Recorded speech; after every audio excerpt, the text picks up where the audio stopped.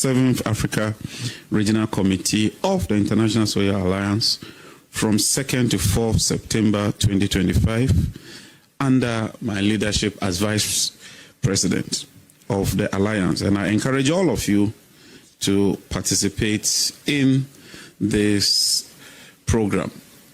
We are working very hard to also ensure that we realize the Renewable Energy Authority Act. We've made significant progress and we'll be going to Parliament for approval.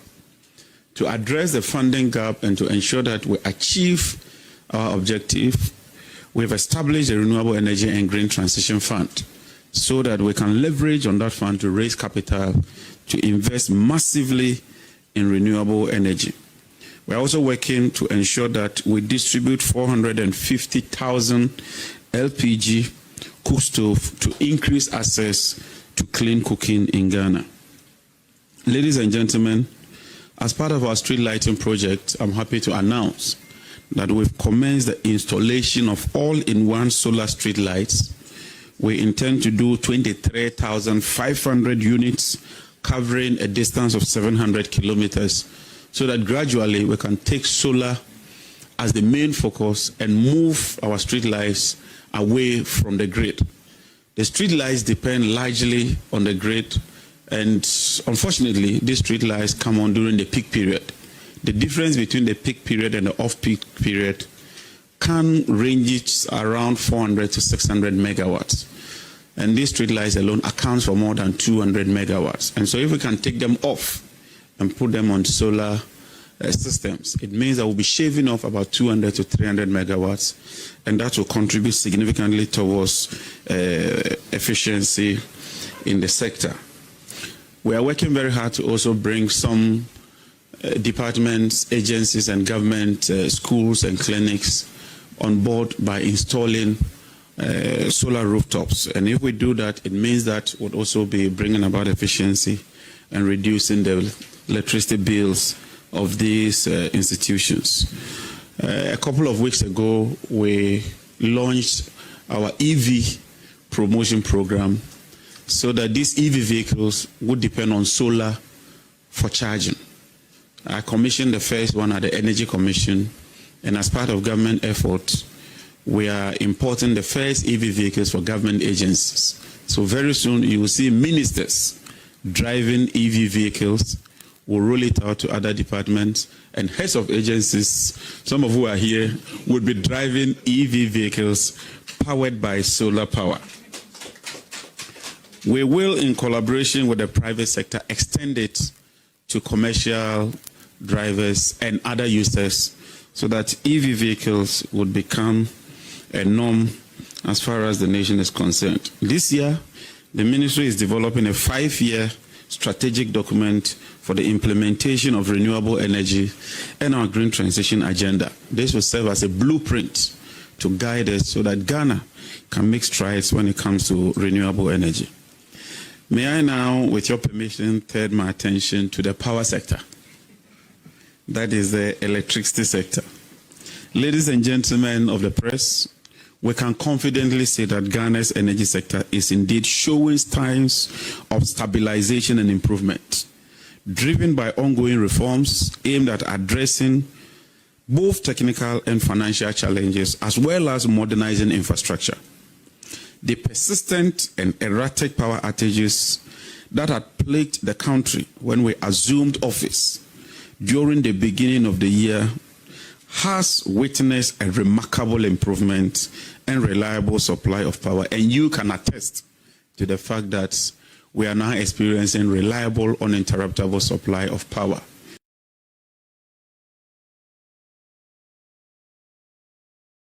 This Sunday, when we were undertaking the upgrading of the ENI facility to increase gas production, some people went to town and christened that Sunday as National Doomso Day.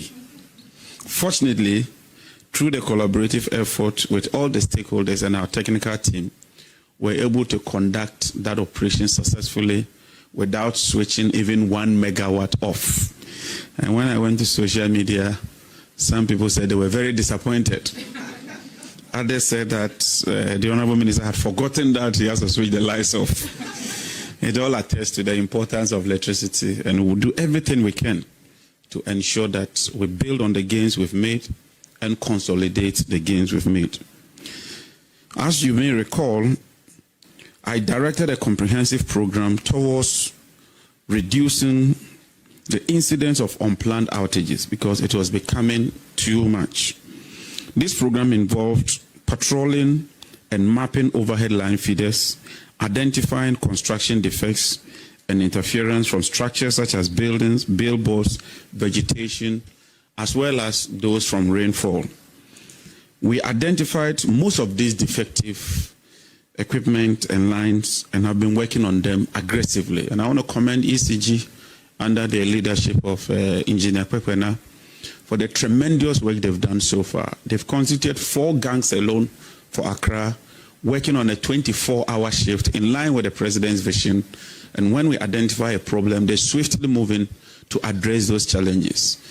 To add to that, they've procured about 200 new critical transformers to beef up the distribution system to ensure that we reduce the outages. The current stability of the distribution network is due in part to some of these initiatives and policy interventions that we have put in place. We are also working with ECG to rationalize all the contracts. Indeed, if you compare this year to last year in terms of expenditure, we are spending about 30% or 40% of what was spent in 2024 when it comes to procurement. And we are achieving better results with value for money and ensuring that we adhere to strict procurement procedures and processes. And I'm very happy that we are bringing about all this efficiency in the sector because the gains we make would be transferred to the ordinary consumer. I can assure you that we are not going to witness the kind of procurements we witnessed over the years. And as minister, I take full responsibility to ensure that they adhere strictly to some of these measures. So far, 347 supply contracts that have failed to deliver goods within the specific areas are up for review. The goods in these containers were not part of the materials locked up at the ports. These are new containers coming up following procurement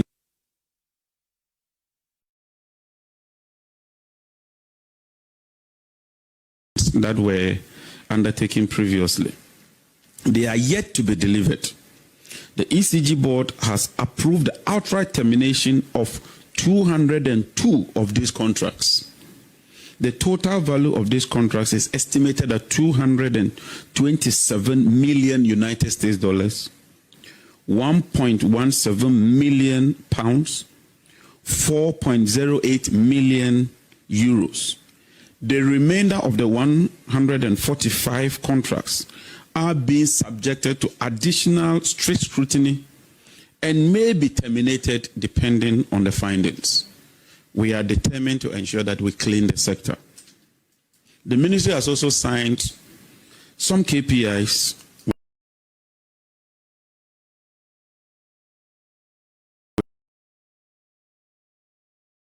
with management, and management has also signed KPIs with the regional office and will hold them to account.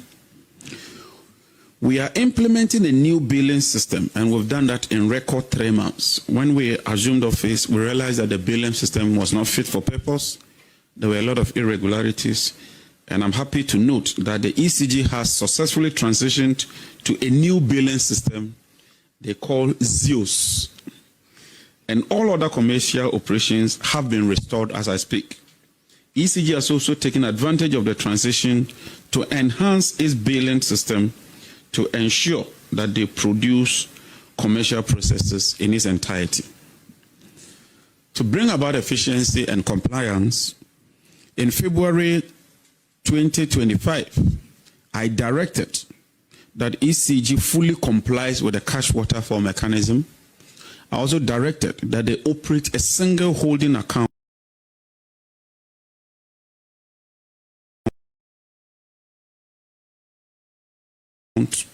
and also directed that that account should be opened with the Ghana Commercial Bank, a state-owned bank. I'm happy to announce that all that has been complied with. This is ensuring that so far there's constant flow of cash to electricity generators, fuel suppliers, gridco, VRA, and all the other power sector players. This has also contributed largely to the stable power that we currently experience.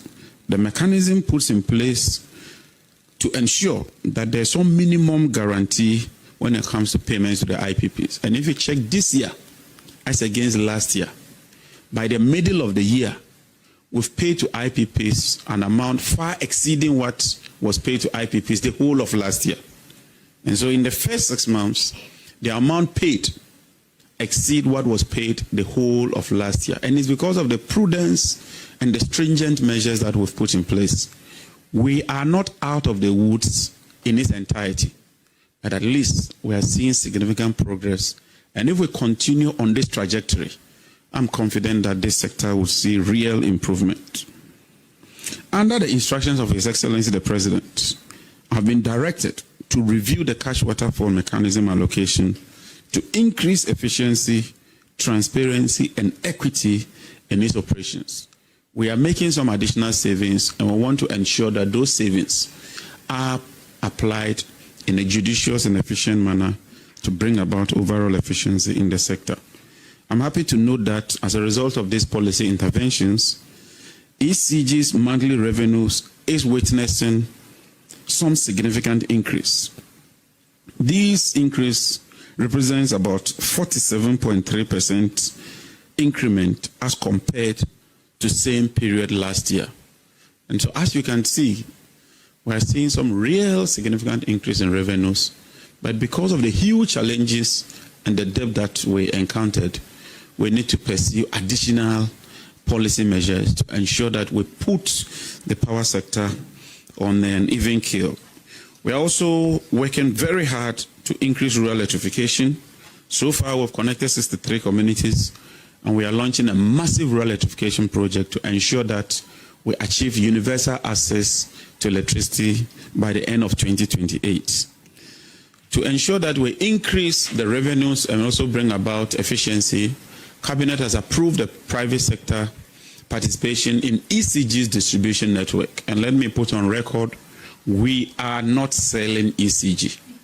What we are seeking to do is to involve the private sector, particularly in the billing and collection sector. And I encourage Ghanaians to take a keen interest in this.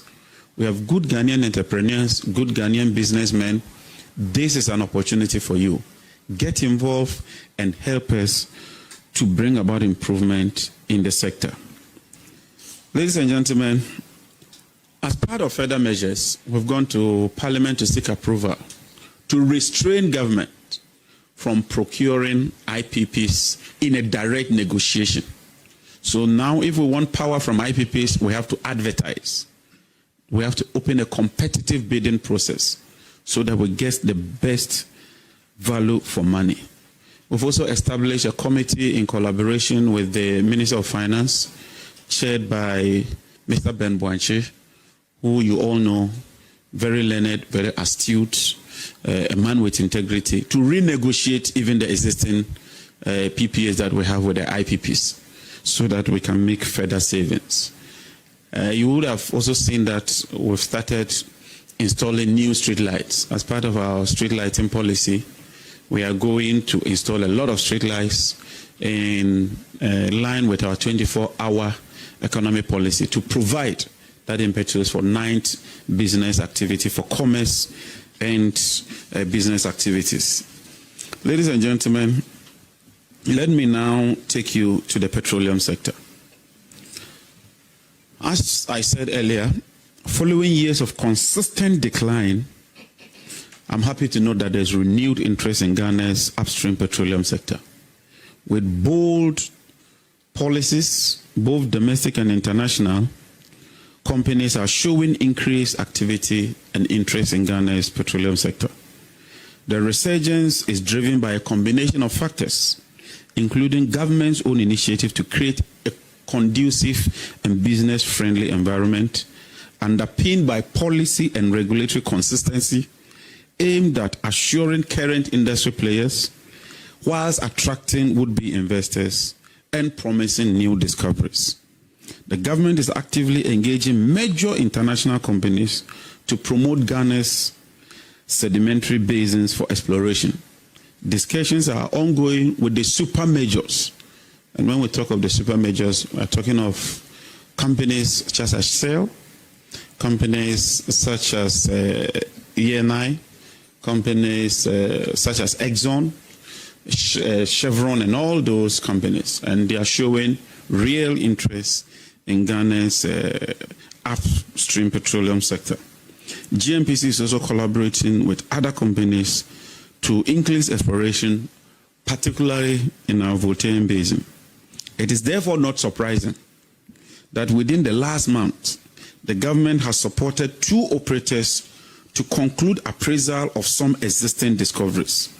The appraisal of the Afina discovery in the West Cape 3 Block 2 and Urban Akoma discoveries have all been completed successfully, resulting in the declaration of commercial oil discovery. Ladies and gentlemen, these mean that these fields merit development and production and will be brought on stream for production in due course. What it means is that the decline that we've witnessed over the past 5 years would plateau and begin to rise. That is very positive development for the sector. The ultimate effect will be an increase in Ghana's hydrocarbon production and revenues in the near future. Urban Akoma is scheduled for a fast-track development via tie-back to the existing OCTP infrastructure, which was put in place during President Mahama's first administration. Appraisal of Akoma is currently ongoing. The government, as part of efforts to secure additional investment, has also signed an MOU with our Jubilee partners, and they intend to spend around $2 billion in the upstream petroleum sector and also reduce the cost of gas, which ultimately impacts electricity production. And so we are seeing very, very positive trends in the petroleum sector. And the petroleum sector has a direct relationship with the power sector. And so far, since assuming office for the past 6 months, we've been able to stabilize fuel supply for power plants and ensure consistent supply of electricity. We've successfully increased gas from N-gas from the 80 mm SCAF that we inherited to 100 mm SCAF. We've also increased ENI supply from 245 mm SCAF to 270 mm SCAF. Jubilee is also increasing its gas by 30 mm SCAF. So this is a 3-pronged positive news approach when it comes to the production of gas. And that ultimately means that we are saving a lot of money and also addressing the issues of energy transition. These strategic gains are helping to reduce reliance on expensive liquid fuels and enhance generation efficiency. We're undertaking a lot of cost-cutting measures through the Petroleum Commission and enhance our regulatory environment. We are also undertaking some fiscal regime reforms. We've constituted a committee to take a second look at our entire upstream fiscal regime so that we can be competitive as compared to our neighbors. Côte d'Ivoire is fast overtaking us. And as a neighbor, if we don't get our act well and begin to make progress, we may lose out even as we go through the energy transition. We are also promoting local content, and we'll put Ghanaians at the forefront of what we do when it comes to the upstream petroleum sector. In the downstream sector, the thermal oil refinery, unfortunately, has been left to rot without any significant improvement over the last few years. The turnaround maintenance team has been commissioned under the leadership of the current management to ensure that we bring the refinery back on stream. As of December 2024, the refinery's debt stock stood at $517 million. When the previous administration took over, the debt was $350. And so almost $200 million of fresh debt has been added to the debt stock of the thermal oil refinery. As if that is not enough, the refinery has not published its audited account since 2019. We've since engaged auditors to conduct this audit and present same to SIGA and government for action. The new management, under the leadership of His Excellency President Mahama, is relying on its own IGF for the refinery startup. And I encourage the current administration and management to give of their best.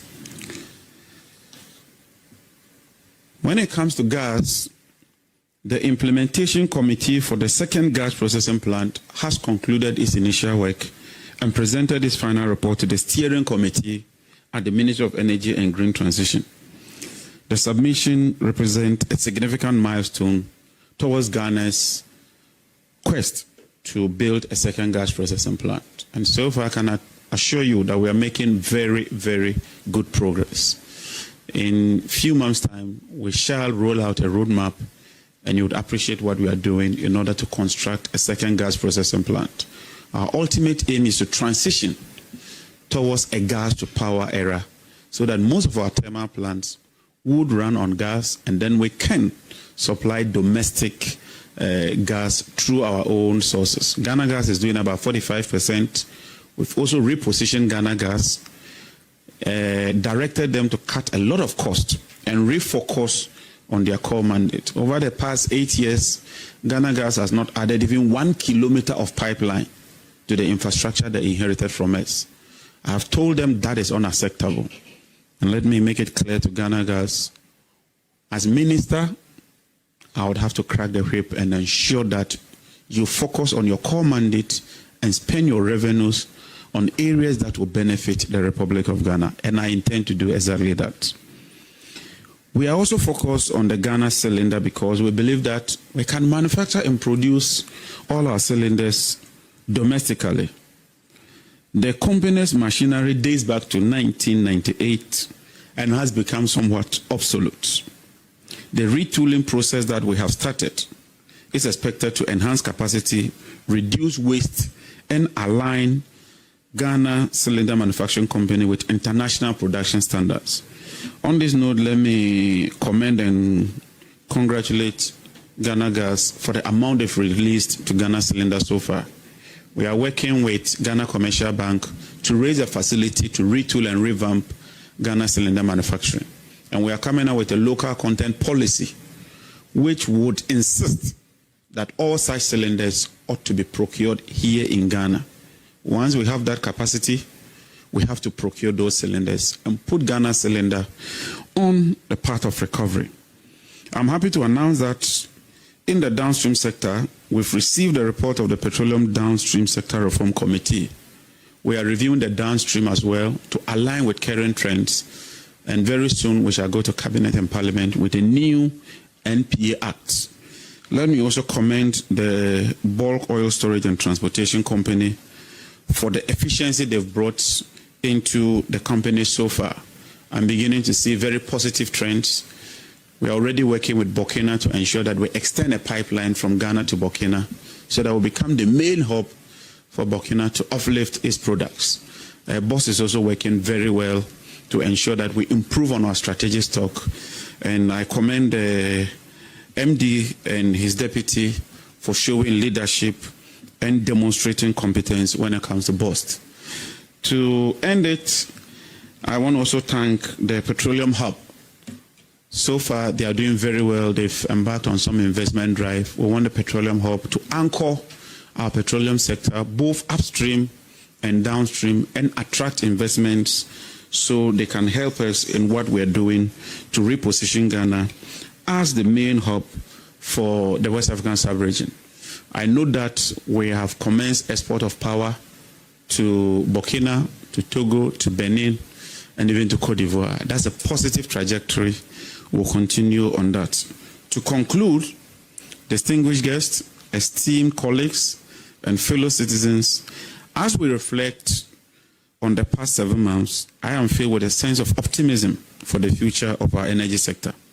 Together, we've made significant strides, and I'm proud to share our achievements. Firstly, we've stabilized our power supply. This has been a critical undertaking. I'm pleased to report that we've made considerable progress. We've worked tirelessly to ensure a consistent and reliable energy supply for all citizens. Secondly, we focused on increasing our petroleum reserves and promoting local content. Our efforts, as I've stated, has begun to yield positive results. We are committed to building a business-friendly environment. We are working with Springfield, we are working with ENI. So far, as you may be aware, the unitization debacle, we've resolved it. We are also working with Talo to settle our issues out of court. We are in arbitration. We lost the first case. We don't want to get to the second level. We believe that we can sit around the table and resolve our differences amicably. On the ECG containers, I have received approval from the Chief of Staff, and just this morning, I had a very fruitful meeting with the Minister of Finance. All the containers that have been identified so far, we are constituting a task force led by the Deputy Minister of Energy, with Customs, with GRA, with National Security, and all the relevant agencies, ECG, on board that committee. We intend to establish a custom-bonded warehouse where we would evacuate all the containers to that custom-bonded warehouse, take all the stock and reconcile with all the figures to determine the exact amount of containers that have been retrieved. We would also go through Cabinet to Parliament for approval to exempt taxation on those containers, because there are some critical items in the containers. ECG will use some. The ministry would also leverage on some of the containers and embark on a massive intensification project when it comes to electricity expansion. It's not just rural extension of electricity. In the cities, some people, new developments, they do not have electricity. We cannot have all these containers stuck there whilst we spend the taxpayers' money to buy additional material. And so we are committed to a transparent, open process. And as Minister, I want to thank all my sector heads, all the agencies, and to thank my brother, the Honorable Felix Ofosu Kwachi, for demonstrating leadership and providing us with this platform. I'm confident that we'll continue to build on these achievements for a brighter energy sector. Thank you very much, ladies and gentlemen.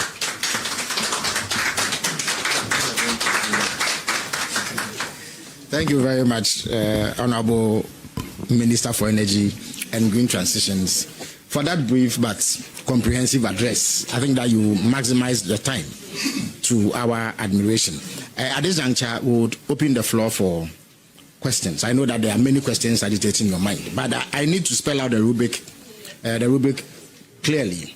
In order to save time and be able to admit as many questions as possible, I would ask that you limit yourself to questions that are relevant to the occasion, questions that relate to the presentation that has been made, or any other matters within the energy and green transition sector that may not have been broached. No lengthy preambles. Please go straight to your point so that we can take as many questions as possible. Please identify yourself and indicate which media organization you are representing. Yes, go ahead. Okay. Minister, thank you. My name is Abdul Haran Adam. I work with the EIB Network. Minister, the last point you touched on, you said you are going to set up a task force, but on 29th of March 2025... A task force to do what exactly? To investigate the issue of the missing containers, but evacuate, sorry. Okay, so let me ask my question. 14 people were arrested, and 10 of them were foreign nationals and 4 were Ghanaians. How far with prosecution of these individuals? Thank you. Thank you. All right. My name is Shadrach Odamejare, Metro TV. My question has to do with power theft, what the ministry is doing on power theft, as it's also hampered the work of ECG and other companies that are involved. And then on the smart meters from the previous government, they started installing some smart meters, and people have complained about how fast the supposed one week cards they have bought are able to last just 2 or 3 days. So I want to know if there is anything being done in that effect. Thank you. Thank you very much. My name is Patrick Asford Buidu, Radio Good, and I just want to find out from Honorable, one of the things that the past administration said was to decouple the hydro and the thermal assets of VRA so that they will belong to different entities. I want to find out from him if he's still considering that particular move. Thank you. Thank you very much. Honorable Mwatri, within the Akrako Filako XYZ broadcasting. But your Mpempino, Uberiani say, either say a bang asye, and I say agency B, Omudin Mekaniaka, Omunchaka, into Beshe, Nakoye, and Tianuso, Quan Ben Abangno, or Rifasu, Senebea, Yebenya says he can also dear feel. That's it. That's it. We create a move and papa. Honorable Pacho, yeah, Koso. Me pacho me question is say yeti PDS ani ye machine e okotwa da ye ho difference ben the honorable came any PDS in them they when our can new private participation na work ho asem no PPP na work am ye mpe PDS bi abiem and na afen so mesre to na we say from 2019 omonye auditing no criminal pacho mo ye ne den one share bia wo kase if pacho class media yo me that's so we'll take the last one for this section and then the minister would answer and we'll come back. My name is Kester Crunchy. I write for the Daily Graphic. So I wanted to know from the minister, Shell's participation in the Peckham field, what's the viability of it and what does it bring to the sector? Repeat your question. Shell's participation in Peckham, the field, the president has been talking about it. Right. What's the viability of it and what does it bring to the sector? Also, I wanted to know how much of the energy sector debt that the government met has been paid. Which companies were the beneficiaries? Thirdly, Car Power was threatening to shut down operations. I want to know the negotiations that has been made so far. All right, thank you very much. So the minister would answer these 5 questions and then come back to take another set of questions. Thank you very much. On the prosecution of the missing containers, I know that the state agencies are pursuing it. I know that the caution statements have been taken, and the Attorney General is pursuing that. And I'm sure that when the Attorney General has his turn, he will throw more light on that.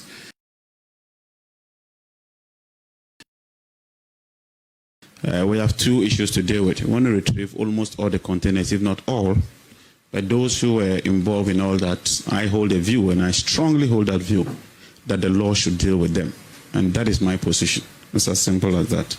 On the issue of power theft, we've been working very hard with ECG and NETCO. In fact, NETCO, recently some of our staff were attacked when they went on their routine work to ensure that we recover revenue as much as we can. Because anytime you have 3 people consuming power and 1 does not pay, it means that 2 have to shoulder the burden for the other. And so it's in our own interest to ensure that we help these utilities to recover their revenues. And so let me use this opportunity to appeal to all the people in the NETCO area in particular to collaborate with us. This is for the good of the country and is to ensure that we're able to supply power. That ties into agencies. Cabinet approved a policy where all agencies, aside some critical agencies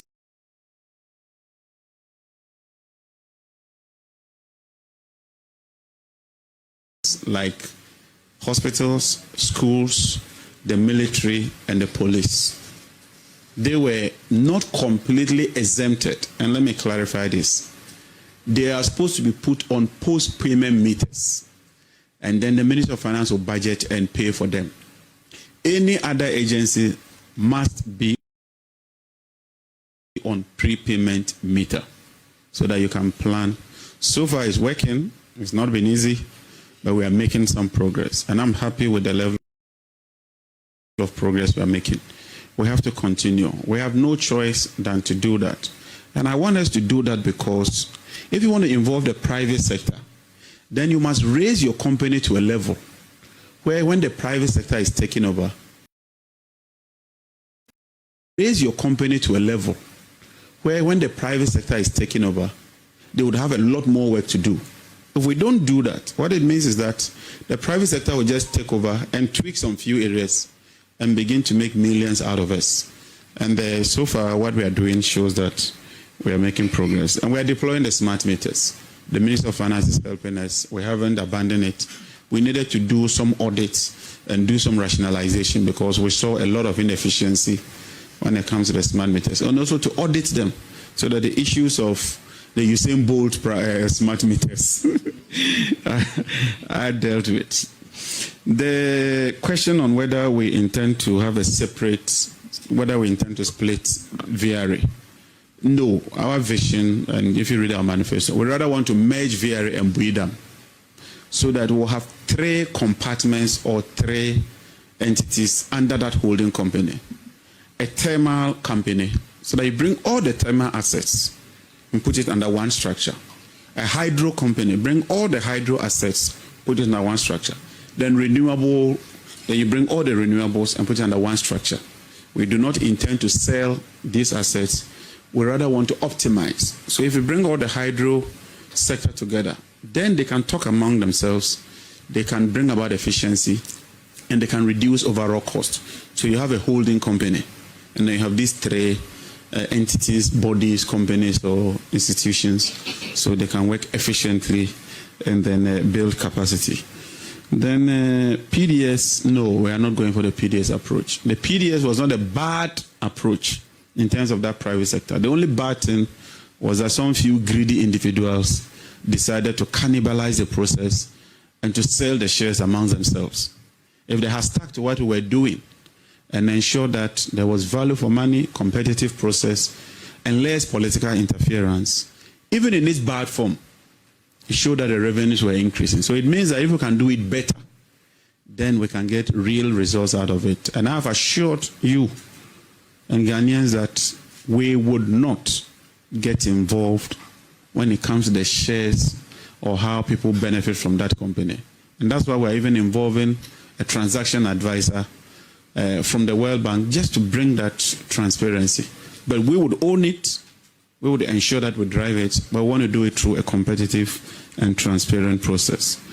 The question was on TOR, their audit. Well, the Attorney General will take that up.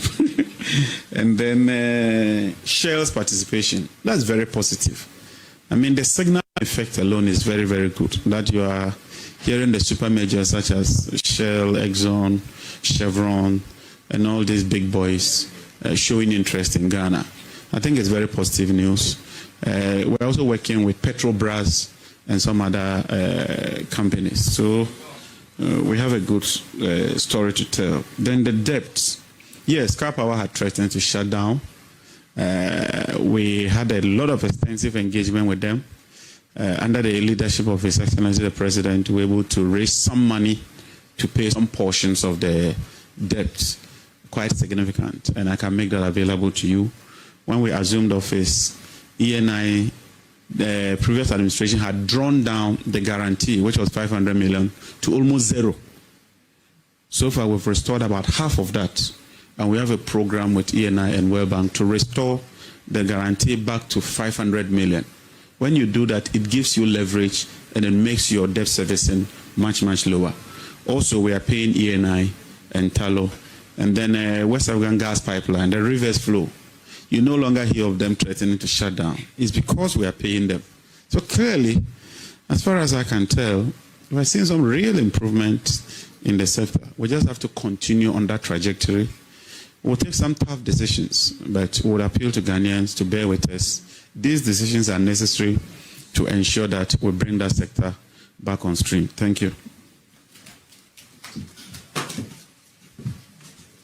Thank you very much. So we'll proceed to take the second and final batch of questions.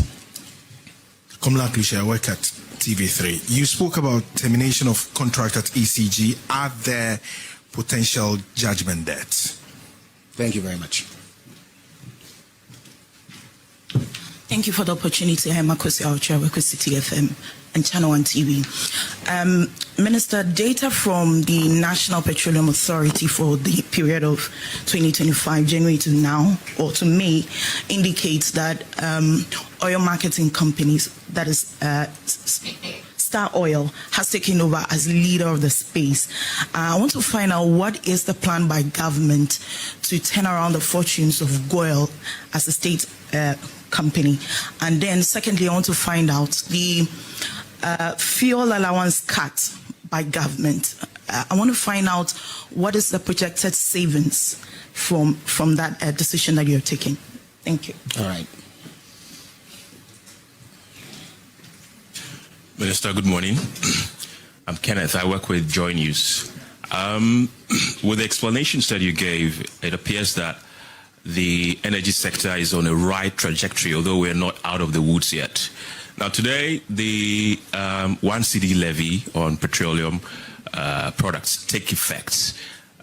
It was famously suspended because we're told of the Iran-Israel crisis. Now, that has ended. And listening to the minister, like I mentioned, it was postponed because of the crisis that we were witnessing. Now, just today, the prices of fuel have gone up. I want to find out how much debt in the energy sector have we cleared? And looking at the trajectory that we're going, prices of fuel are likely to go up again. Is this 1 Ghana cedi levy on the energy sector here to stay? Or will it get to a point where we say enough is enough, we've gotten enough revenue from it, so we're going to clear it?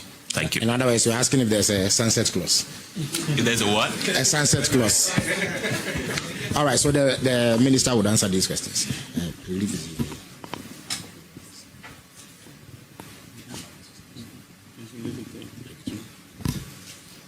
Okay, thank you very much. Termination of contracts, I've directed that they ought to be done in accordance with law and they should follow due process.